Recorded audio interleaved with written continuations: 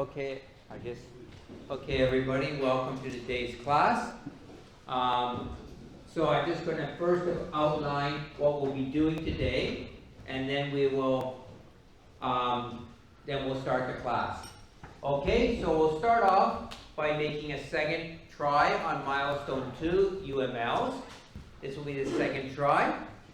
After that, I'll try to walk through a solution. Then we will review or take up the homework, the UML pseudocode homework function selection. All the PowerPoints are accessible on the website if you want to look at them. You can look at them after class or sometimes before class. Okay, if you are interested in looking at them first. Remember to leave a calm way beside yourself between. Okay? Alright, so after we do that, we'll then have a break. And then we'll be introduced to today's class. We'll be moving into variables. So we'll look at some of the basics of variables, calculation with variables, and printing of variables. And we'll talk about a few discerning common errors with variables. Then we'll take another break. And then we'll do a quick review, hopefully, depending on our time. And then we'll apply going from pseudocode to C code. So you should have running C code actually doing some of these things by the end of today's class.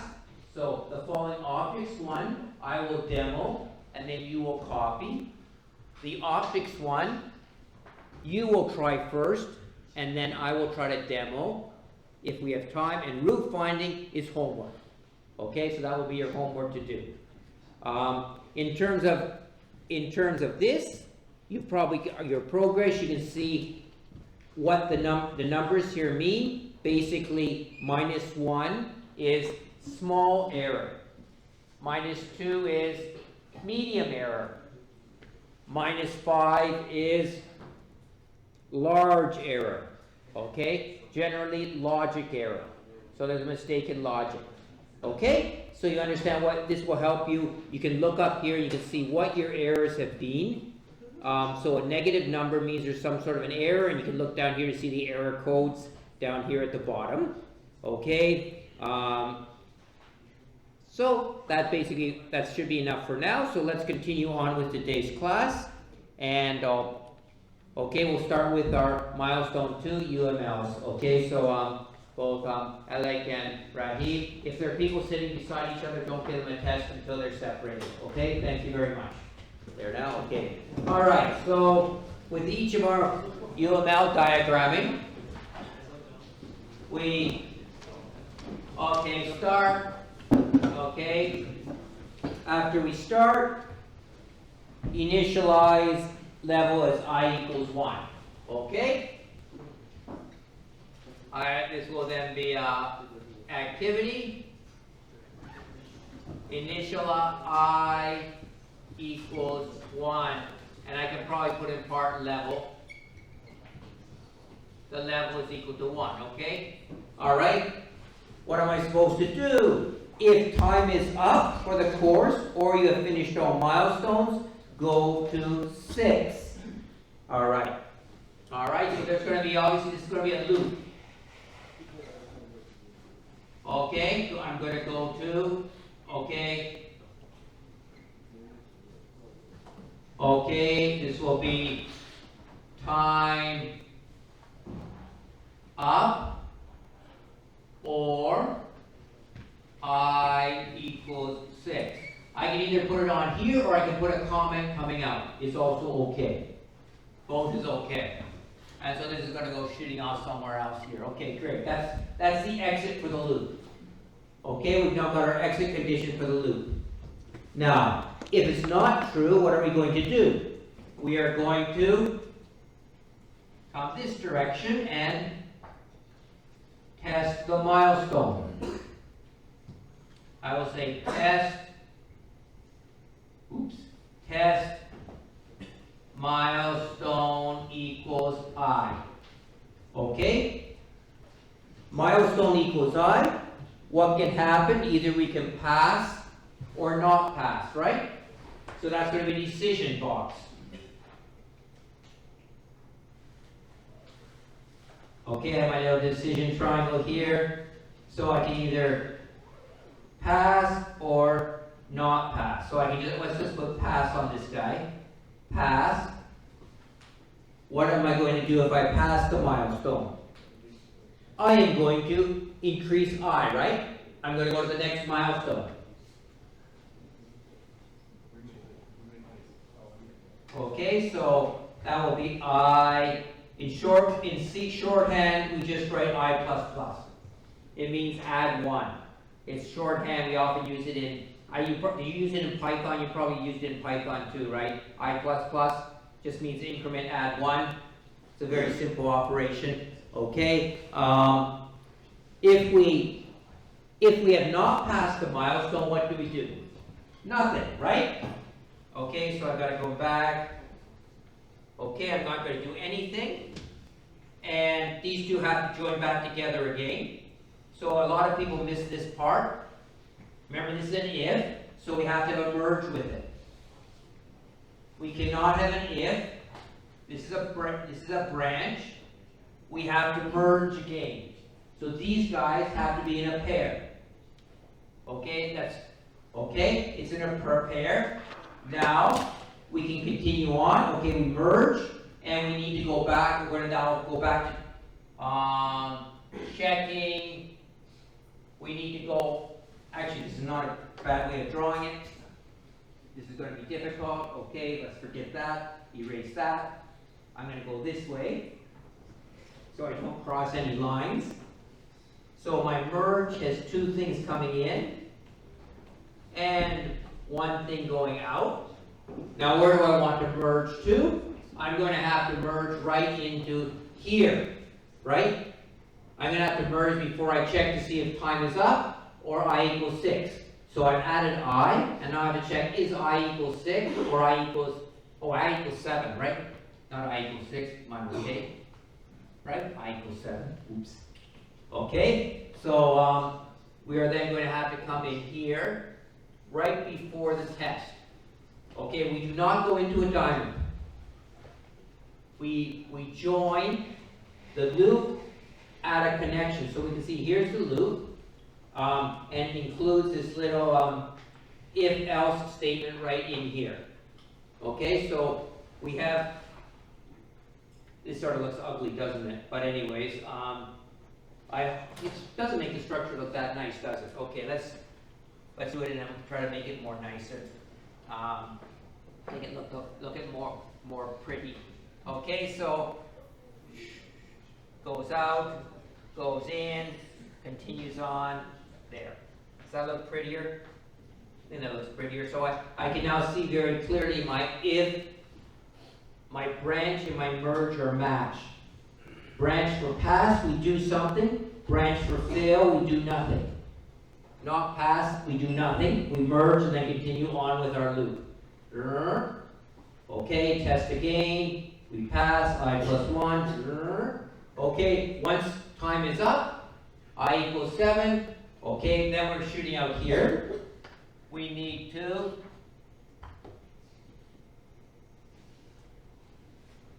calculate the mark. Okay, which is going to be, just put calculate points. Cal points, which is basically I times 15, right? 15I. Okay, and then after that we are finished. Okay. All right, is there any questions about working through this UML?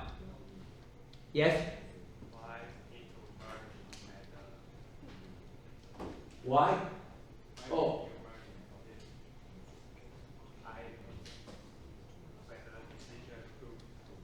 So you said, in other words, why do I want this and not just shoot both the arrows across? Like that? Oh, that's the rule of doing UML diagrams. Should grade you. It's the rule. If you have an if, you must have a merge. As a split, you must have a merge. It's a rule.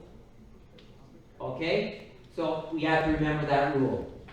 Yes? I can understand this, but this is not legitimate UML.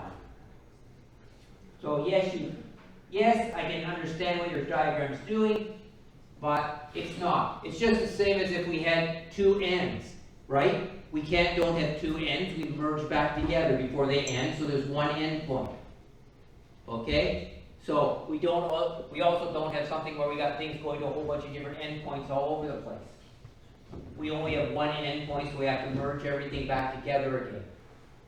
Okay, so that when the flow comes through, there's one entry, and there is one exit from our routine. Okay? Oh, sorry, that's right. You guys can't see very well over here, can you? Yes.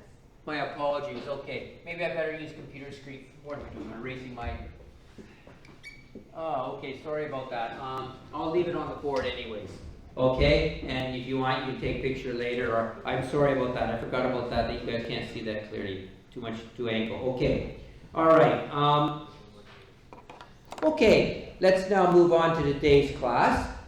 The next part. So first part was to help you learn more UML. I think this method of learning UML, I think is most efficient because you'll be able to try writing, you'll be able to see what's wrong, and next time be able to correct it. Okay? And I will, the few people, and generally, just like last year, on second try we usually have about 5 or 6 people pass. Third try usually about 30 people pass. And then on the fourth and fifth try, most of the other people pass. Okay, so hopefully next try will be about 30 more people will pass. Okay? All right. Okay, let's move on. Okay, so let's start. Okay, so the homework, let's go to our basic C page. You can come down here and you see last week's homework was to go from, we went to go from UML to commented code. Okay? This week's so here are the various 3 solutions for how we go from UML to commented code. That's my solution, okay? So when I give a solution, it doesn't mean it's the only solution. That's why some people's UMLs I have to look at, because they may also be a valid solution. It may be done differently, but it could still be a valid solution. Okay, so let's first of all look at the gravity case. Download, open file. Okay, I don't need to edit it. Okay, the following object. So this was basically where we ended last week's class, and then we introduced it. We start with the idea of having, I'm going to make a pointer options, laser pointer. Okay, good. So this was the UML, read H1, T1, H2, T2. We can calculate T average or V in either order. Then we need to save. So each of these steps, we then need to decide what functions we want to use. In this case, I guess I gotta move this, okay. I decide to use a third-party function, getFlowPrompt, to do the reading. I'm going to write my own function CMean. I decide to write my own function CDYDT, and I decide to use fprintf. And remember, main is the conductor. Once I've decided that, I can then move on to write my, okay, and I know these functions can be reused for acceleration, just a note. Okay, all right, so I put this over and I move to write my own pseudocode. Okay? There's the pseudocode we wrote. Okay, right? The comments at the very beginning. And then I need prototypes. Since this is a third-party function, the prototype for it is in this file jinlib.h. There's where the prototype for getFlowPrompt is. I'm going to write, since I'm writing my own function, I have to write my own prototype for these 2 that are my own. And then I also have where the prototype of the standard library function is for fprintf to do my output. In main, I'm going to call getFlowPrompt to get H1, call getFlowPrompt for T1, call getFlowPrompt for H2, call getFlowPrompt for T2. So I'm calling a function so I don't have to worry about how to program this part. I will then call a function c dy dt, calculate the velocity, and call my function c mean to calculate the t average. And then finally I'll call fprintf to output the data. Okay, so you can see main is a conductor. It's just calling functions one after another to do the work. Since the two functions, I only have to define two functions that I've made. That's dy dt, and so the input is y1, y2, t1, t2. Okay, so it's got two numerator guys, two denominators, and I want to output the derivative, which is basically delta h delta t or v. And the formula, I just write it here so I remember. The other function I want to write is this guy. So c mean, so I'm going to input two numbers, a and b. I'm going to output an x where I define the formula x equals a plus b over 2. So a plus b over 2, I'll put it like x. Okay, so let's move. So in summary, this goes to here.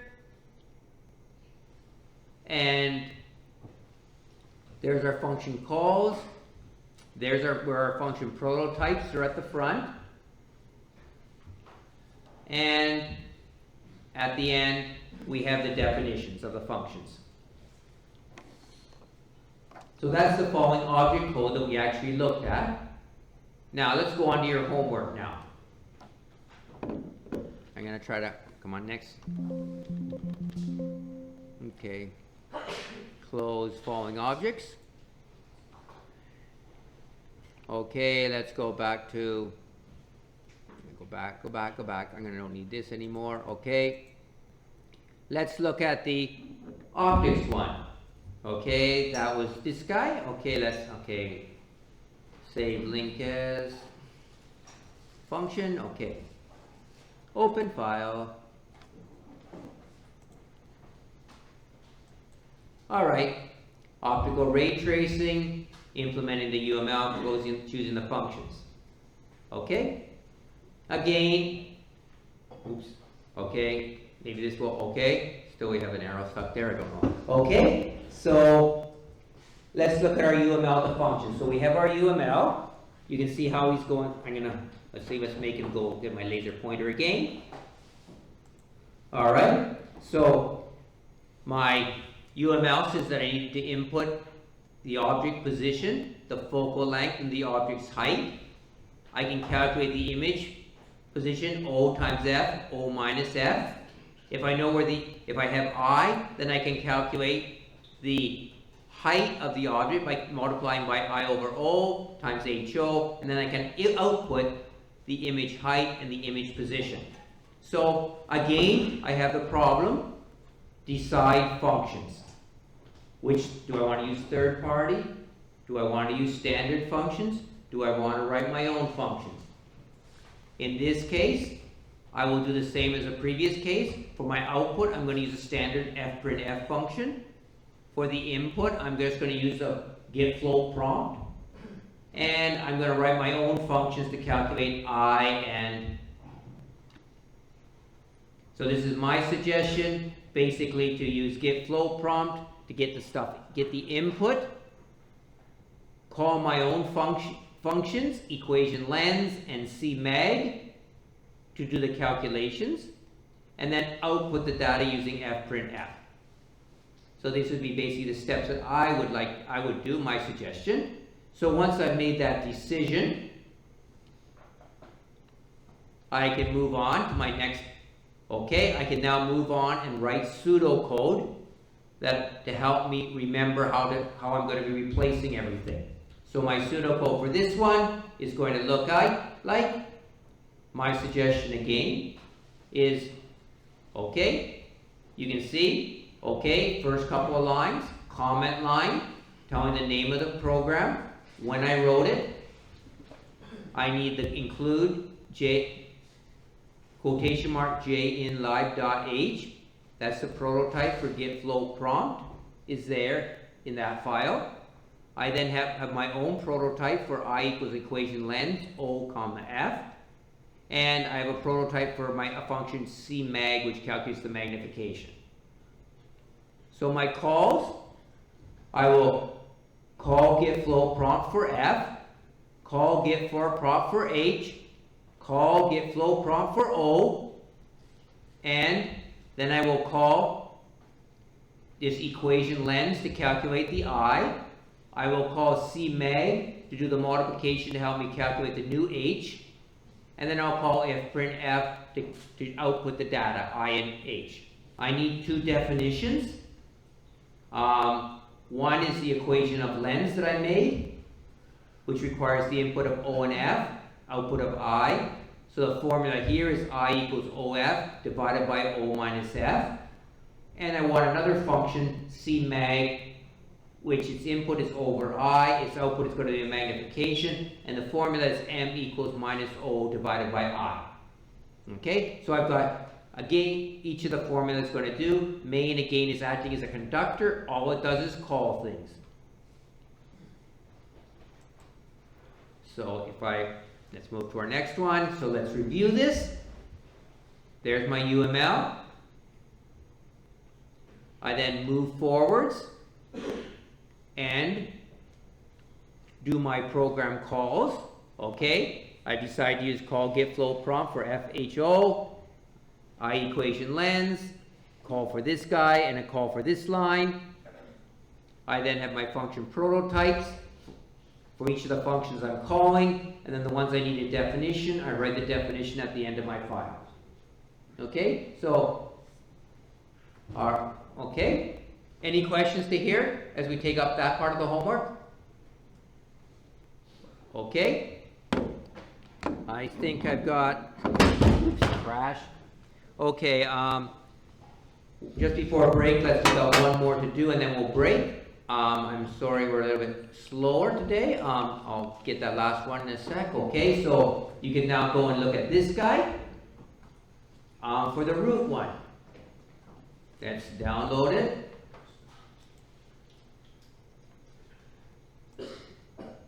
And we'll open it.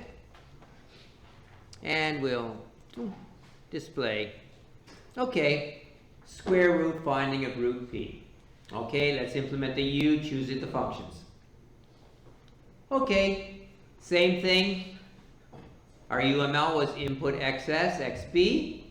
We know x equals sx plus xb over 2. Y equals x squared minus p. And output x comma y is what we're trying to, is the UML we want to implement. So, we have main, third party, our own, and standards.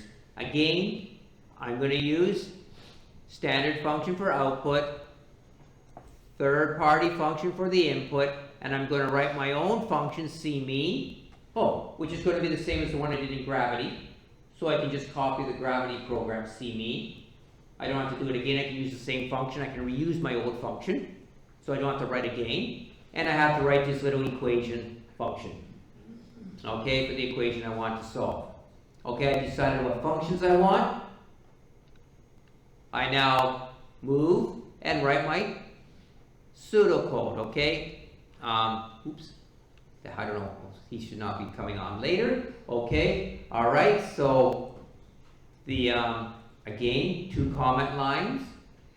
I first have my calls, right? The call to get the input of x, call to get the input of xb, a call to a function mean to calculate the midpoint, a call to this equation to do the next iteration, and then a call to fprintf to print the output. Since I have these 4 calls, I now need to have the prototypes for each function.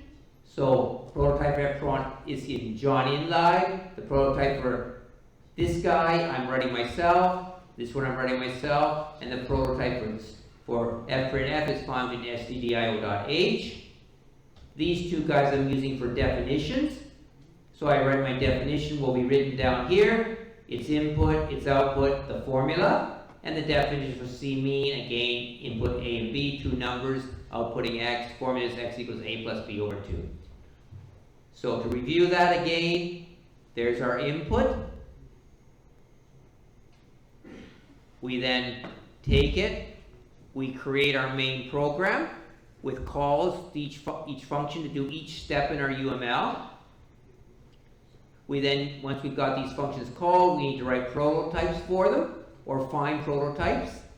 And then for those we are not defined by somebody else, we have to write our own definitions. And that's basically our process for moving to write our C program. And that's basically the process you will need to go through for any C program. So we will now break for 10 minutes and then come back and start talking more about variables. Okay? So let's break for 10 minutes and take a break, relax. There's the UML that I did for this one. Okay, but this is not a unique solution. I see other people did a couple other different ways that are also okay. Two other ways that are also okay. So let's change this, okay, and move to another one which I think is okay. Test milestone I. Okay, if not pass, okay, we don't do this. I don't go into it. This is no longer an if statement. Get rid of this if statement.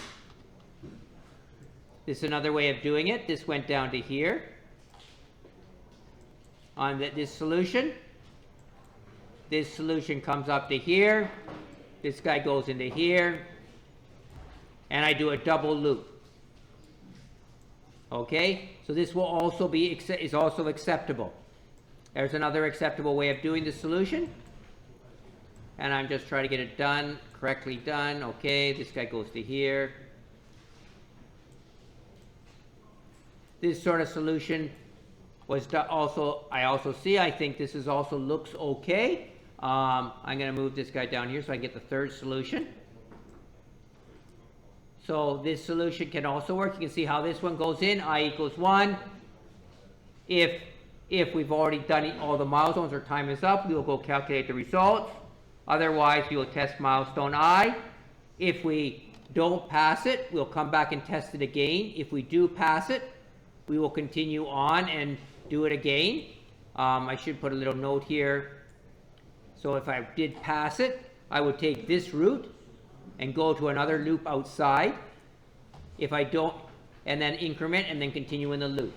So this UML would also be an acceptable UML. Okay? So this is also acceptable. Okay, I'm going to move this guy out of the way so I can get this move over a little bit close because there's a third solution that was also proposed. And I think it also works. So I will show it as well. Okay, which is, okay, D. Okay, here we go. This one, I equals 1. Forget this calculated, no if statement here. Move this out of the way, move this out of the way, move this out. Okay, let's move this up. If this part goes to here, this part goes up to here, there, if pass, I equals 2. Okay, delete that, delete that, delete that, delete this, delete this. Let's move forward up. I'll move this pass a little bit higher up so I have enough room for this. This is going to take forever, I think. Okay, I equals 2. So this test milestone 1. Okay, and if pass, we go down to here. Okay, let's get rid of this. Okay, next copy. No I equals 1, forget that too. That was disappeared too. It just started like this. Sorry. Delete. Okay, let's get this thing. Okay, this doesn't need to be there. This pass should go on this side.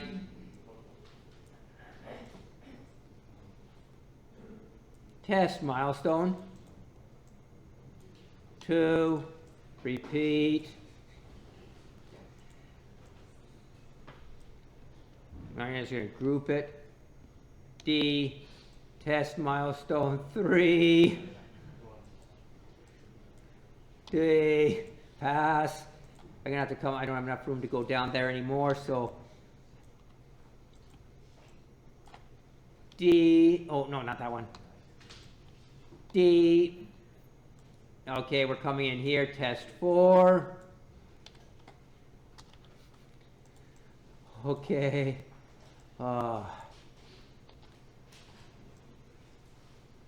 This is the type of coding my son sometimes does. That's how he passed his high school coding test without using any loops. Good grief. Okay, test 6. And okay, that's the basic one. Okay, pass. I just got to go. All right, and we have to add a few more. Ungroup this thing. Ungroup. Ungroup. Okay, the pass now has to go way up here, right? Bother. D. Okay, strong. Okay. All the way up. Okay, and I need to cross one to come across from here. Okay, and this guy is now going to go into, and now to come back down again.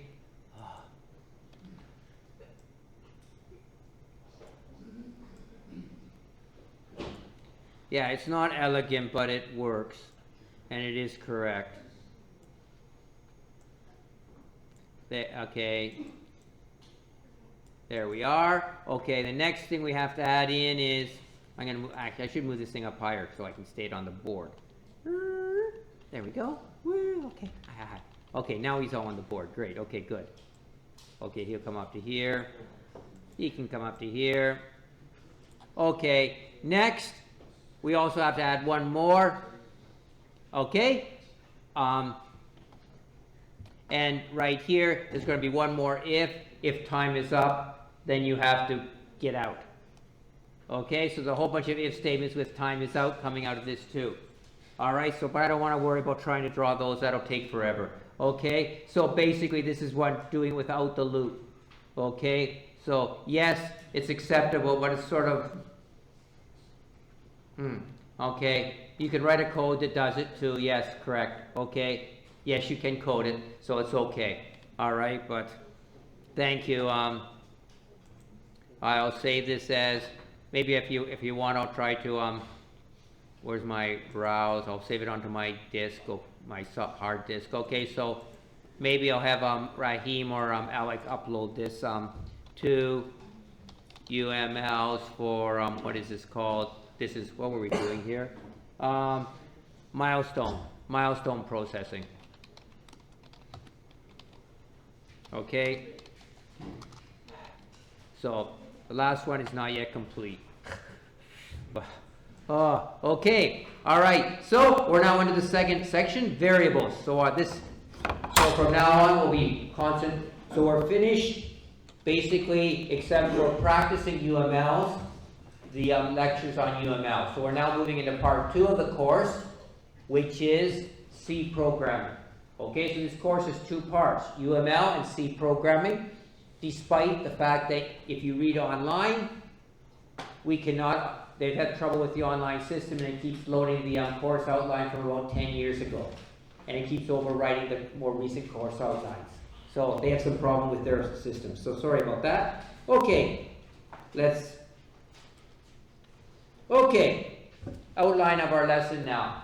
I'm going to talk about the 2 different key types of containers, fixed point and floating point. So we divide our containers or our variables by type, by size. After that, I'm going to discuss how do we declare, how do we initialize, and how do we use variables. We'll do some sample code and VB diagrams, and I'm going to answer some questions from this code. We will then do the application to our different problems. Okay. Fair enough. Okay, so that's what we'll be doing now in this lesson. All right. A variable in a programming language, you need to think of it as a container. Okay? It's a container. It's designed to hold something. So in real life, we have different containers. We have boxes.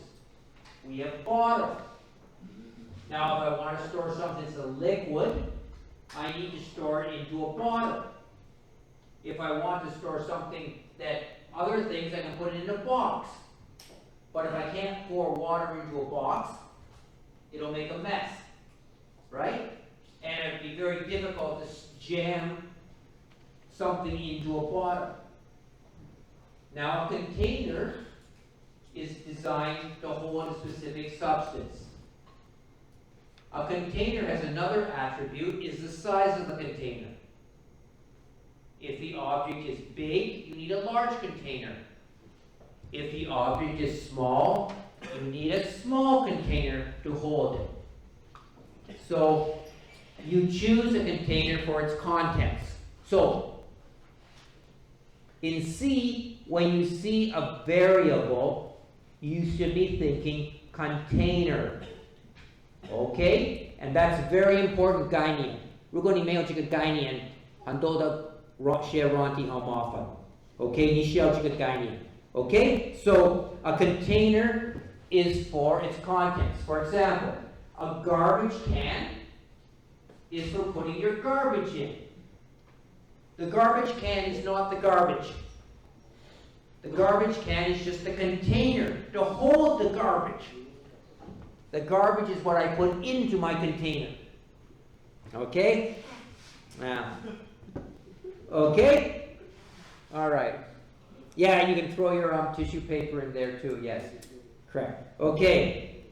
Now, in C and in any language, there are basically two types of containers.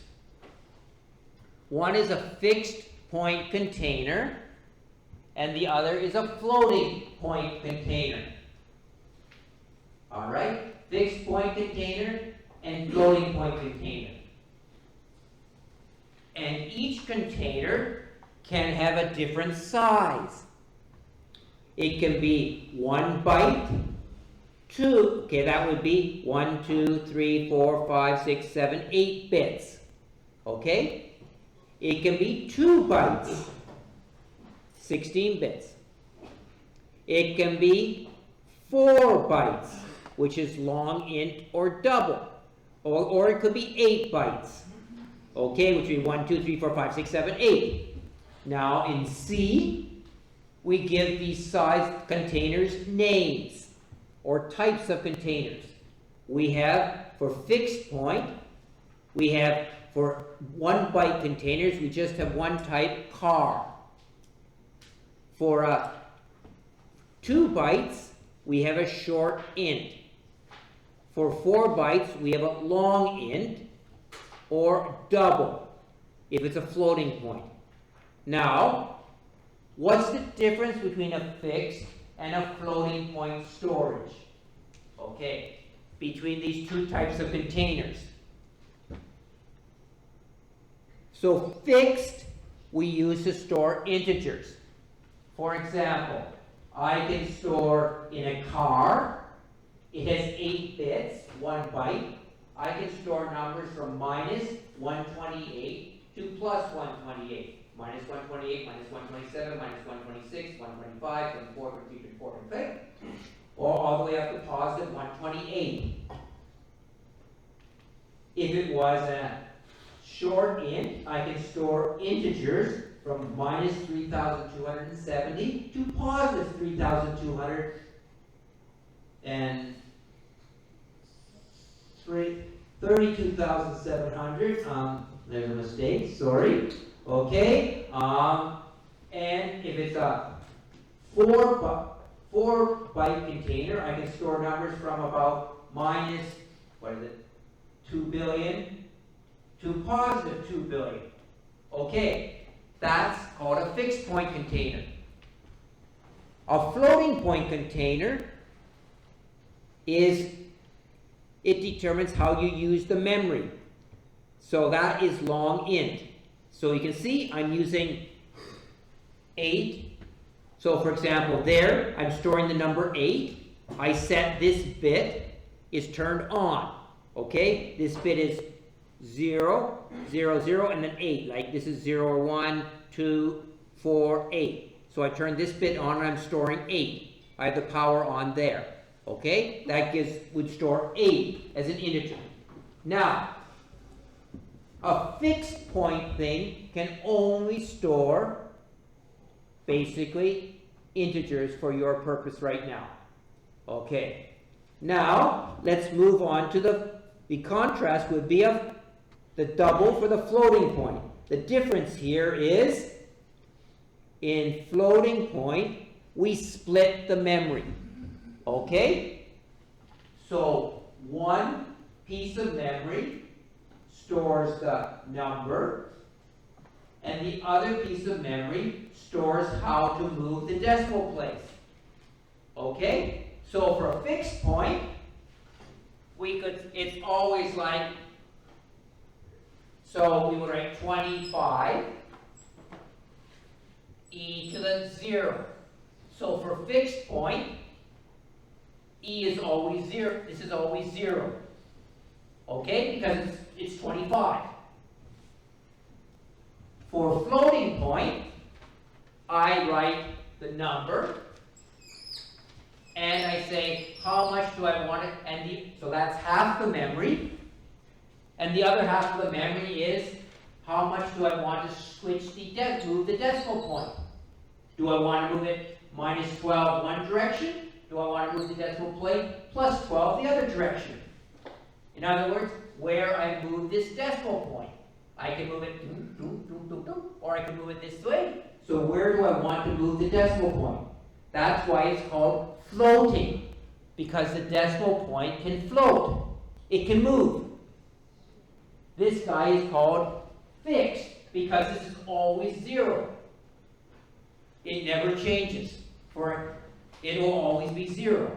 So a fixed point number always stores an integer, because the decimal point can't move. Alright? For a floating point, everything is represented like exponential notation you learned, right? You remember you learned 1.6 times 10 to the 8, right? 1.6 times 10 to the 8. It says the number 1.6 shifts the decimal point by 8 positions, right? Okay? That's called floating point. Okay? Because it tells me how far to shift the decimal place and the value. So I have two things I have to store. So in this case, for example, I could store a 4 here and 2 here. This means I need to shift my decimal point. This would be 40, right? If I store 4, I shift my decimal point 2 places over. That would give me 40. Okay, right? 0.4, shift the decimal place 2 places would give me 40. Okay? Here I just read off all of its use for the number. Here, the memory is split. And exactly how it's split is specified by the IEEE. Has a specific specification on how to do this. So they specify how you represent integers, how you represent floating point numbers. So generally, we will only use 3 types: char, long int, and double. These are the only 3 types we will use in this course. The reason char, this C-H-A-R, 1 byte is important is because of history. English language only requires 1 byte to hold every language, every letter in the alphabet, right? So you only need 1 byte to hold English characters. Short int is important only to hold Chinese characters, because 2 bytes is enough to hold all Chinese characters, right? You can see we can go from minus 32,000 to plus 32,700. So every Chinese character can have a unique number. There's 64,000 characters. I mean, we can represent 64,000 characters. We may not have that many, but we can represent 64,000 Chinese characters with a short int. Okay? So that's why encoding requires short int for Chinese.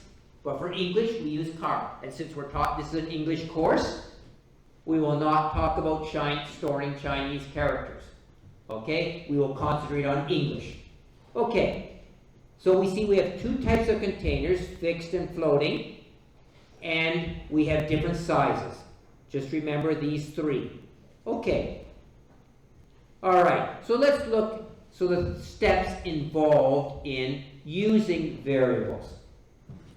When we use variables, we have to first declare, we then initialize, and then we use them. Okay, so let's look at this short little piece of code I wrote here, var1.c. Okay, first is declarations in this first section. Okay, I'm going to put my little pointer on. So here's my declarations. I then do initialization. That means putting something into the container. I declare that the containers, put something in the containers, then I use the containers. Okay. All right, let's look at, okay, next. Okay, let's look at the code. So first of all, preprocessor, here's location of a function prototype. Okay, and it's going to be the function prototype for fprintf, right? Because I'm using fprintf down here, there's my function prototype is there, so I don't want to worry about that. Okay, main program starts. Okay, I declare a container or a holder, and I give it the name Anne. Okay, so I've got a container now. This is my container. I'm going to call her Anne. Okay, that's her name. Okay, I'm going to create another container, and I'm going to call her Sue. Okay, so Sue has 1 byte and has 4 bytes of memory. And I do another container, Jim. So Jim is going to be holding a floating point number. He is also declared. I now have 3 containers. Now,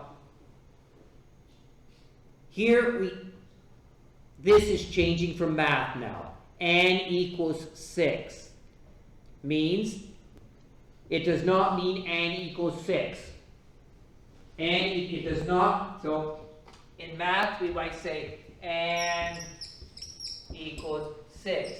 But in C programming, that does not mean that. Not like math. Okay, so if you use other languages, they would say and 6 with this thing to try to show you that it's not an equal sign. It means put the value 6 into the container named Anne. Okay, so the container is on the left side. What you want to put in the container is on the right side. So put 6 into the container called Anne. Next, put the value 65 into the fixed point container named Sue. Okay, take 65, put it into the fixed point container called Sue. Take the value of 0.53 and put it in the container named Jim. Now you know, when it gets put into the container named Jim, there's the number plus how much I want to shift the decimal place. This one I don't need to shift the decimal place at all, so it will just have a 0. Okay? But if I put, say, 0.0053, I would still have 0.53, but it would be a e to the minus 6 or something. Okay? All right? Finally, okay, next step, we're going to do something now. Now we're going to use it. This states, take the value out of the container and multiply it by 2. Then, take the value that is stored in container Sue, add it to your result. Store the final value in container Anne. Okay? Try to be very clear on this. If you understand this this thought process, it'll help you a lot in programming. You won't make a lot of mistakes. okay? If you're taking things out of containers and placing them in other containers. So just like take garbage out of my garbage can and put it in somebody else's garbage can. Okay, all right. And then finally, here's the F print. F, print the, so we call print F, which just takes a copy of 77, a copy of Sue, and a copy of Jim, and it prints them out on the screen. Okay, and you can see how Ann has changed when I did that calculation. You noticed here the value in N, which container N, changed after the calculation. Okay, now, so this is declare, initialize use. So I would like you now to enter the code into the computer, and we're going to use this as a basis code for doing some more work and some more studying. Okay, so this code I'd like you to enter into your computer, and I'm going to try to figure out how to let you guys see it without and using your computer too at the same time, which is, I'll probably try to upload it to Portal. Okay, there. Are you guys got your computer screen okay now?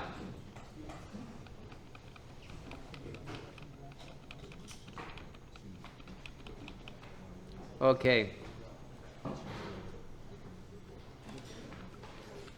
So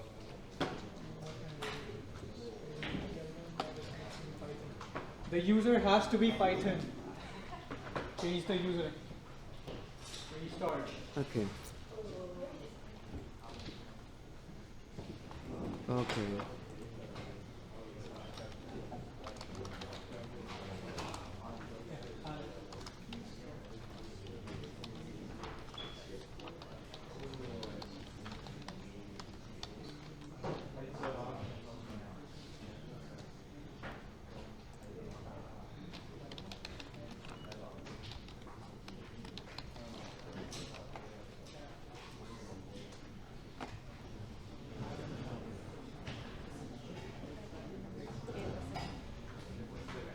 Okay.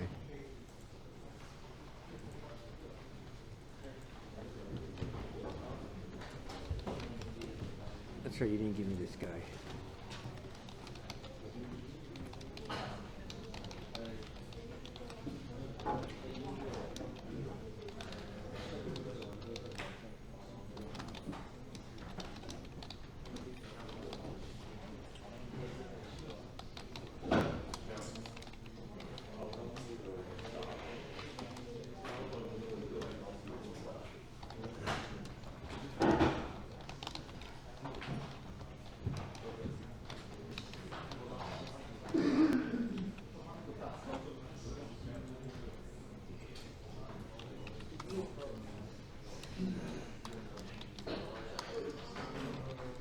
I forgot to ask you about that too.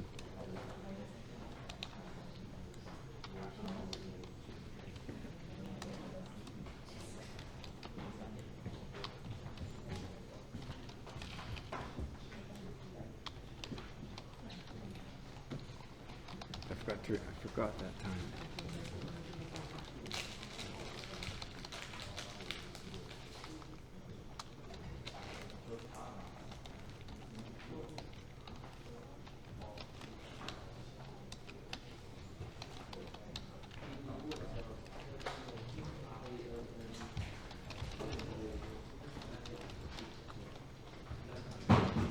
Okay.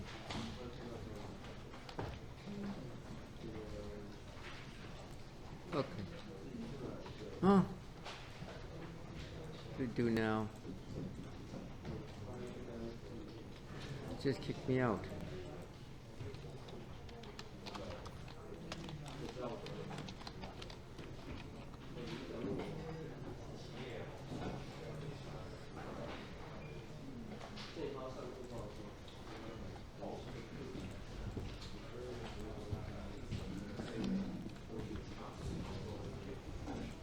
It just kicked me out.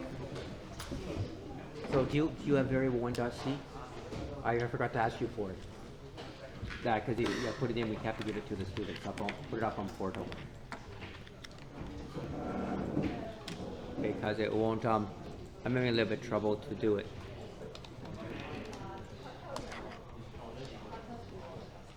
Okay, I'm gonna try again.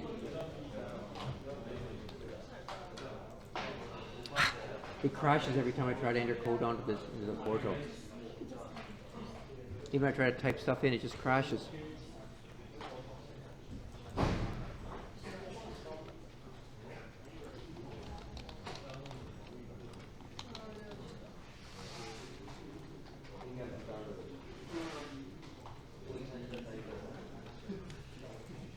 So I can give you the file on the printer.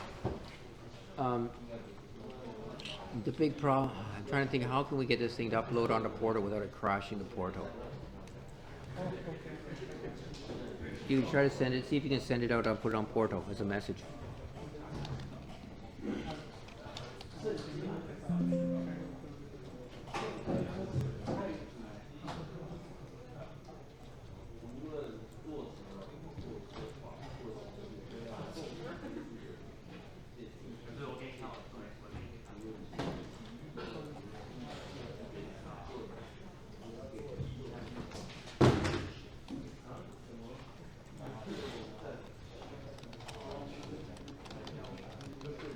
If you can put it in the text message, it would be nice as a text file, but it may not be able to do it.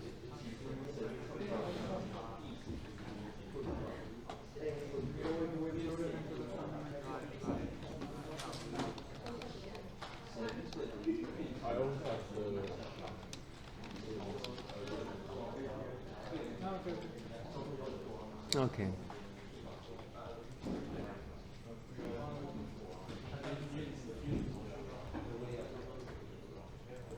If I have to do it as an attached file, you have to take out of the HTML stuff. Okay. Okay. I have one version anyways. You can download it from the portal, but please, portal adds a bunch of junk at the end of the file. Okay, you have to be careful. Portal will add a lot of junk at the end of the file. Sorry, I forgot that. I was going to remind you that when you give me that EPT, she must always give you that C code that goes in the PPT, because you need to upload that stuff on the. You can't go through portal or it crashes. Okay. All right. So, yeah, you should be able to find it on portal. You can download the file. But it'll have a whole bunch of junk at the end, which the portal adds on it. No matter what we do, it adds it on. Okay. So you should be able to compile, link, and run it. Okay. So try to compile. Use your book. Just compile, link, and run the program. Make sure it works out okay. I'm going to try to show you how to step through the code. Okay, just a second so you understand what I want you to be doing. You're going to be saving it as C:\SDBA var1.c. You're going to use GCC minus C minus wall minus G var1.c, GCC minus O var1.exe from var1.o to link it. You're going to run it and see what happens. And then you're going to type gdb var1.exe. Once you've got there, I'm going to try to show you the next steps that we're going to want to work on. Okay? So you can take a picture of the screen because we don't have another screen to let you see. All right. So what we're doing now is to show, we'll quickly go through this and then we'll start going on to our next part that we want to get done. Okay? So remember, we need to make sure we save in SDBA. Actually, you don't really. Okay? I'm going to save it. I save in SDBA. Okay, it's saved. Okay, there's my program saved. C.SDBA. I'm going to go to find my, I'm now going to go to SDBA again.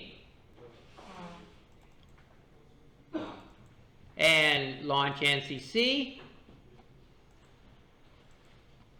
Okay, and oops, I'm in the wrong, I'm off the wall again, sorry about that. Okay.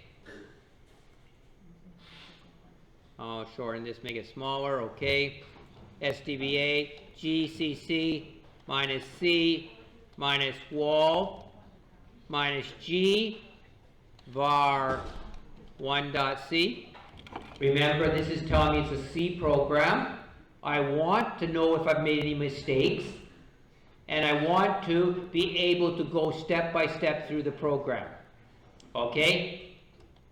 Okay. Whoops. What did I do wrong now? Huh? Oh, here we are. Oops. Okay. Hopefully that guy's okay. All right. Save. Okay, let's try again. So I can use an up arrow to repeat the previous command. Okay, from the keyboard, use an up arrow and just repeat the previous command. Okay, gcc -o v.exe var 1.o and gdb v.exe says I'm going to use the new debugger because I want to look at my code. All right, it starts to run. I need to start by bmain, so I want to put a break in the main function. Okay, I only have a main function, I don't have many other functions. Okay, breakpoint is set in line 6. I'm going to start to, maybe I want to display and. Okay, no and yet. So I have to start running my program. Okay, now I think I'm going to display and. Okay, so display and means tell me what's in the container and before line 6. Before line 6 runs, and line 6 is and equals 6. Before line 6, what is in container and? And on my computer, container and holds 4,071,424 is stored in container and before line 6. Now I'm going to run line 6 in the program, and it says put the value of 6 into and, so after line 6 ends, 6 is in container and.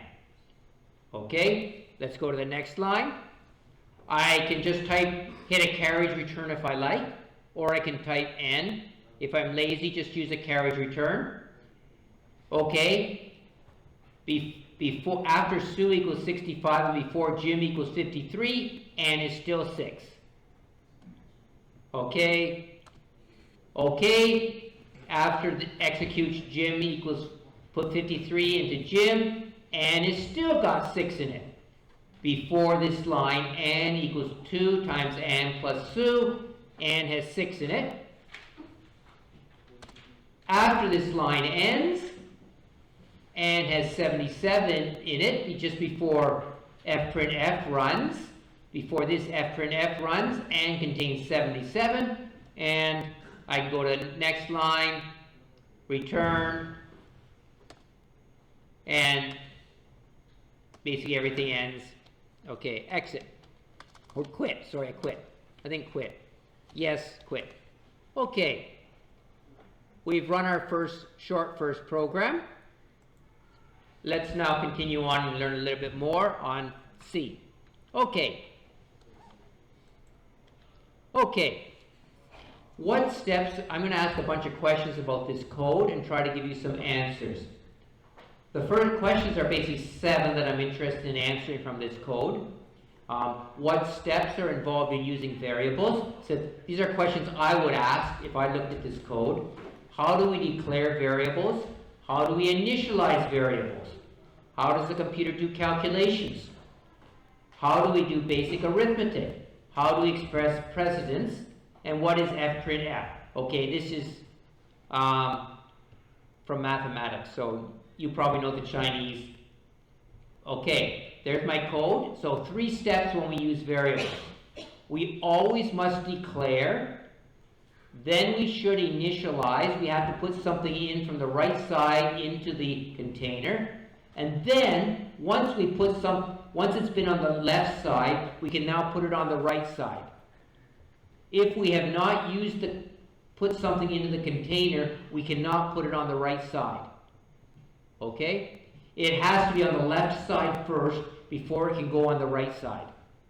Okay? And we have to declare before we do anything else to say that we want to use this type of container. All right, how do we declare a variable? Basically, 2 things, type and the name of the variable. So as we saw, there are basically, these are some of the types, and I'm only interested in long int, double SU, and char SU. These guys, long int, double, and char are the only three types that we're going to use. But for fixed point, I can put this long int, short, the type, long double, double, or float, the type, and then whatever name you want to give it. Okay.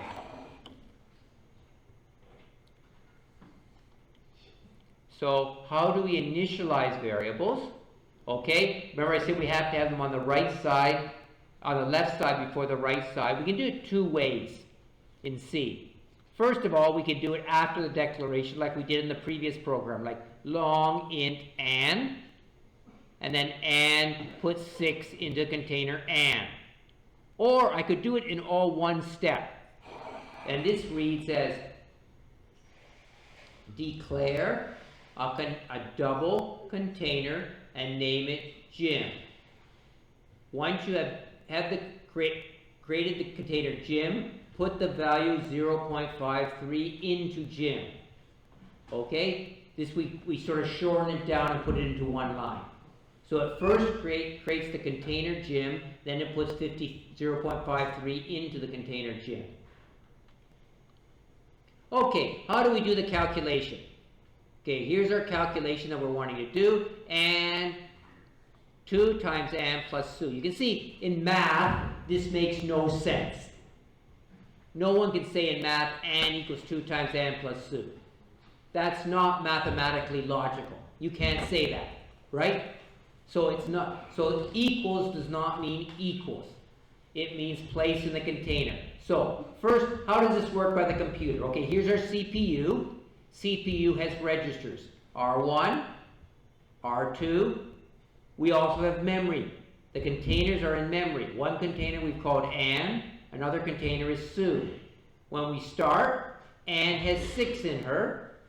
Container SU has 65. Okay, I'm going to try to go backwards again. Okay, so first thing that happens is, the first line says, take the value from container AN and put it into R1. Okay, don't worry about, okay. Next step is L shift R1, which means multiply double the value in registry 1. So now it becomes 12. The third line says load, take the value that's in memory location container SU, put it into the CPU registry 2.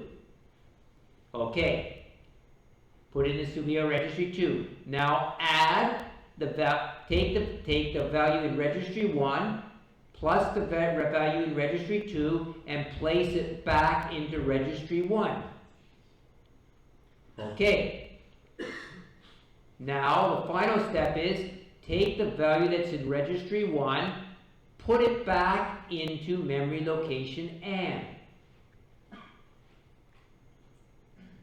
Okay, and then this is how the calculation is done by the computer, step by step. So N ends up with 77 in that memory container. Okay, what other basic arithmetic do we have that we can talk about? So addition, take the value in container B, add the value in container C, put it into container A. Take the value of container B, put it in the registry, take the value of container C, put it in the registry, subtract that value and put it back into container A. Take the value in container B, multiply it by the value in container C, put the result in container A. Take the value in container B, divide it by the value in container C, put the result back into container A. Okay, take the value in container A, divide it by container C, and tell me what the remainder is. So for example, 6 divided by 5 is 1. Remainder 1. So I would put the value of 1 back into container A. These are two special ones. A++ means take the value in container A, add 1 to the value in container A.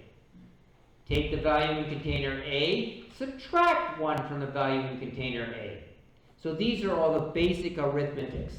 There are also a few ways of doing division by 2, multiplication by 2 very fast.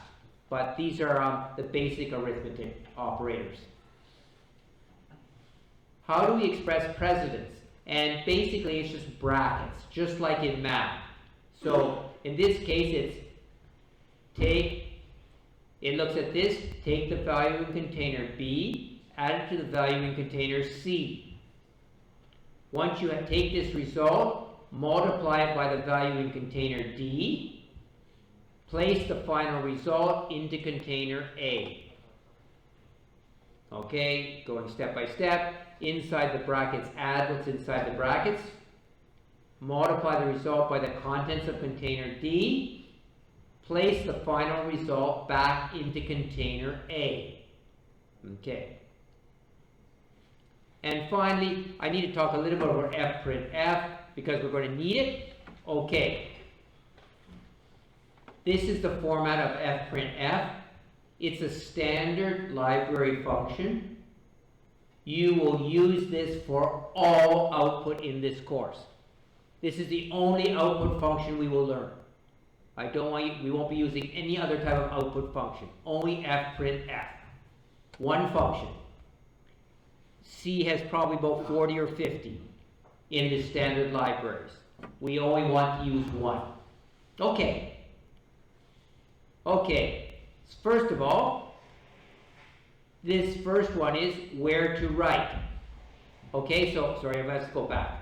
I'm going to go back, sorry. So, fprintf is a C function to output data. Its prototype is netstudio.h. The first parameter it gets, each parameter is separated by a comma. The first thing you give it is where to write. In this case, write to standard out, which is the display on your monitor. Or whatever, or the display in all the monitors when I'm controlling it. Okay? Second is what do you want to write? Okay. Note this is an L, not a 1. What happened to our call disappeared? Okay. It's a long fixed decimal point number. In other words, a long integer. So this L, long integer. The next one is a decimal point number. That's just either an integer or it could be 8 bytes or 16 bytes. This one is going to be 34 bytes, 2 bytes or 1 byte. And the final one is, this is LF, which means a long floating point number, which is called a double. So long floating, they shortened it to double. Long fixed, they shortened it to long int, or long. You can just write long. You don't even have to write int. You can just write long if you want. Okay. And finally, where am I going to get the information from? So get the information from container Ann, container Sue, and container Jim. So this is where you get what information you get, where you get that information from. Where is the information you want to print stored? It's stored in container Ann, container Sue, and container Jim. Container Ann has the long. Container Sue has a car. Container Jim has something that is a double, a long floating point. Okay, so now we're going to do some work. You're going to go to page 24 in your book. All right, page 24 in your book, and we're going to work through that. When you're finished it, we will do a stamp, and then we'll move on to the next part. If you have questions as you work through page 24, please ask us. Add declarations, add the initializations to this code, and see what errors you get. Sometimes you will get an error. sometimes you won't. And then discuss with the TA. Oh, before we do this, one more thing. Sorry, I forgot one thing. You Okay. don't need this. Okay. Alex, can you explain? In Chinese, these are people who can now do mentor marks for milestone 2. Okay. Pardon? Chinese, yeah. 然后这边那个第二上面就是已经这是透过 milestone 2的人哦，然后你可以这次就是你可以去帮助别人，在就是 milestone 2考试之前，你去教有需要帮助的人，然后那些就是被教的人啊，你就可以在 milestone 上面那一张纸上面写你的协助者是谁，就是教你的人是谁，记得把名字跟学校写好，所以就这样。 And marks. Remember marks. 哦对，然后就是你可以教不止一个人，但是就是你每次教完就是会有1分，然后你的最高可以从协助者拿到的成绩是10分，